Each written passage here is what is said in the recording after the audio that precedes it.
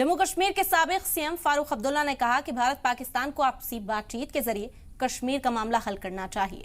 जब तक आपसी बातचीत से मामले का हल नहीं निकाला जाएगा तब तक कश्मीर मारे जाते रहेंगे। उन्होंने कहा कि जब भारत चाइना से बात कर सकता है तो फिर पाकिस्तान से बात करने में क्या बैर है।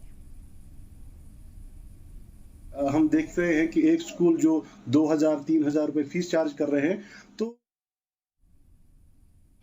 किसी न किसी आज भी आप देखते हैं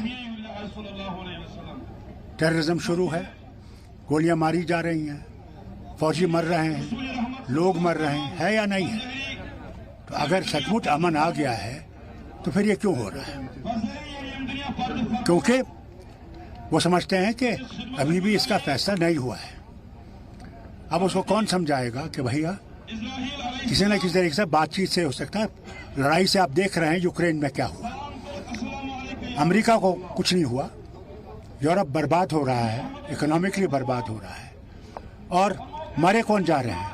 यूक्रेन के लोग, उनका पूरा सब कुछ मुल्क खत्म हो रहा है। क्या मिलेगा? क्या सरहद बदलेगी? इसलिए इनको भी ये अपने दिमाग में दोनों मुल्कों को रखना चाहिए कि लड़ाई से कुछ नहीं होगा, बातचीत से मसला हल